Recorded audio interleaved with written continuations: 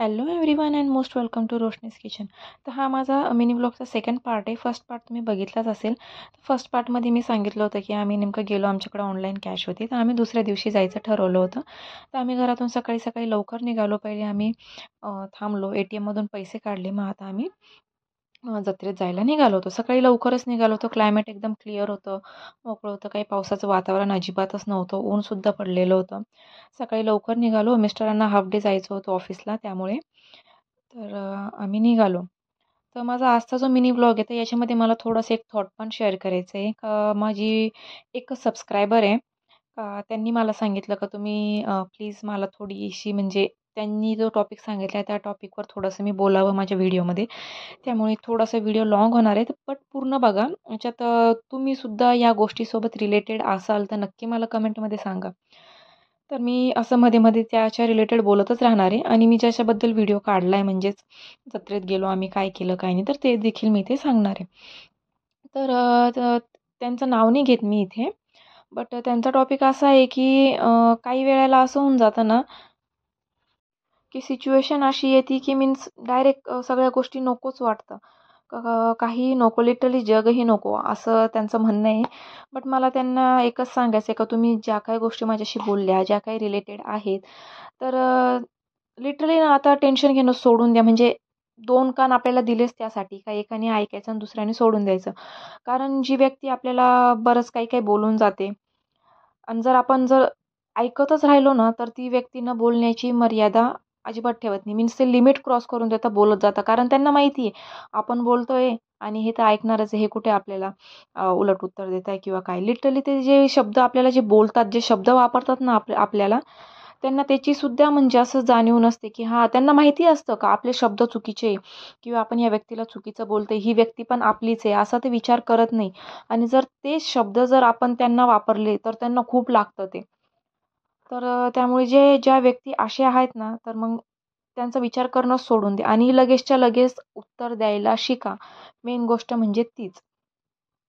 आता इथून पुढचं मी सांगते नंतर, बट आता इथून जत्रा स्टार्ट झाली. तर आम्ही सकाळी पोहोचलो तिथे, तर बघू शकता तुम्ही, आम्ही डायरेक्ट मध्ये गाडी टाकली. अजिबातच गर्दी नव्हती, काहीच नव्हतं. मग आम्ही पायी जायला निघालो. तर सुरुवातीला सगळं बघत होतो. तर बघा, हे असे ज्वेलरीज आहेत ना, मला खूप आवडतात, पण फक्त बघायला, ठीक आहे. मी जास्त घेत तर काहीच नाही आणि मी फक्त म्हणते की मी घेणार आहे, घेणार आहे. मी घेतलं पण काहीच नव्हतं. मी फक्त एक कानातल्यांचा पेर घेतला तेवढंच. हे बघा, हे ज्या माळा दिवाळीला आपण घरात वगैरे लावतो, त्या पण इतक्या सुंदर सुंदर होत्या ना. सकाळी थोडंसं जास्त बघायला भेटलं. आणि क्लचर्स, मला क्लचर्स भरपूर लागतात. माझे हेअर्स खूप सिल्की आहेत, तर क्लचर्स लावले तर ते खूप लवकर निसटून जातात. त्यामुळे मला क्लचर्स खूप आवडतात आणि हे काही जास्त महाग नव्हते, 10-10 रुपयाचे इथे हा सेल होता. त्यामुळे मी इथे 2-3 क्लचर्स घेतले. माझ्या मुलीसाठी हेअर पिन्स घेतल्या. आम्ही असंच म्हणजे फिरत होतो, सगळं बघत होतो. कारण रात्री ना किती म्हटलं तरी असं क्लिअर दिसत नाही किंवा बघायलाही व्यवस्थित भेटत नाही. तिथे लहान मुलांची खेळण्या होत्या आणि माझ्या मुलीसाठी आम्ही स्पेशली आलो होतो, का तिला रात्री ती एक पिपाणी असते ना, तर ती घ्यायची होती. पण मग कॅशमुळे आमचा सगळा प्रॉब्लेम झाला, म्हणून आम्ही सकाळी आलो होतो कॅश घेऊन. तर हे सगळं पाहिलं आम्ही आणि हे बघा, हे कानातले मी रात्री बघितले होते.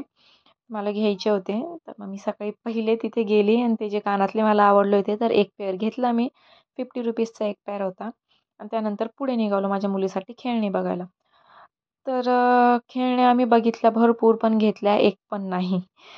तिला जी पिपाणी पाहिजे होती आणि ती पिपाणीवालाच तिथे नव्हता. आम्ही पूर्ण जत्रेत फिरलो, तो नाहीच दिसला आम्हाला. म्हणजे 2-3 पिपाणीवाले होते, नाहीच दिसले. आम्ही पुन्हा रिटर्न आलो तरी नाही आणि शेवटी तिला हे बबलचं खूप आवडतं.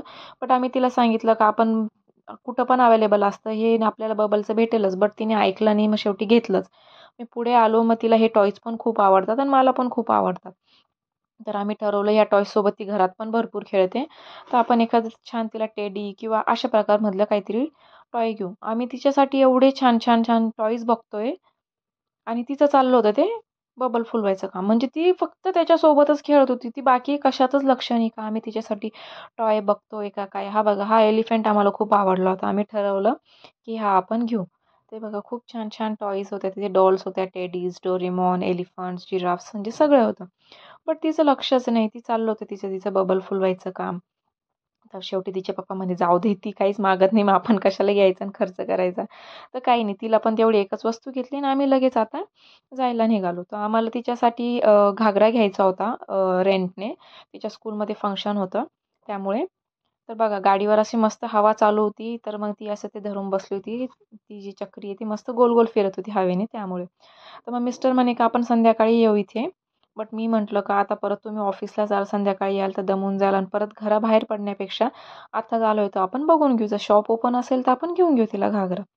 ते असं आम्ही मग तिथून निघालो आणि इथे आलो राणीनगरला घागऱ्याच्या शॉपमध्ये. तिथे भरपूर सारे घागरे होते. भरपूर व्हरायटीज पण होत्या त्यांच्या. हे सगळं रेंटने देतात ते. तर मी तिला घागरा लावून बघत होते. तिच्या हाईटला बरोबर येतो की नाही. तर इथे एक घागरा आवडला आम्हाला. ₹300 रेंट आहे त्याचं. त्याच्यावरच ते ज्वेलरी पण देतात आपल्याला. तर बघा इथे मी तिच्यासाठी घागरा घेतला हा रेंटने.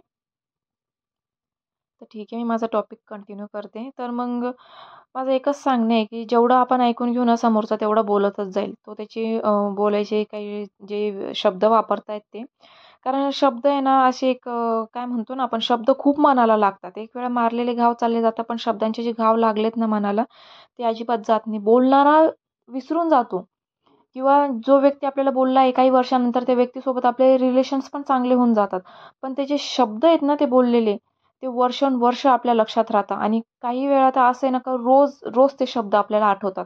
त्यामुळे बोलणाऱ्यांनी पण आहे ना, जेव्हा आपण समोरच्याला बोलतोय ना, की आपल्या बोलण्याने कोणाला हर्ट होऊ नये असं बोलावं. आणि जर ठीक आहे ऐकणारा पण जर कायम ऐकतच असेल, तर मला तुम्हाला पण एक सांगायचं सजेशन आहे, की कायम ऐकून घेत जाऊ नका. लगेचच्या लगेच उत्तर द्यायला शिका. आम्ही घरी पोहोचलो. मिस्टरांनी जेवण केलं आणि लगेचच ते ऑफिसला जायला निघाले. तर माझा ब्लॉग कसा वाटला मला नक्की कमेंटमध्ये सांगा.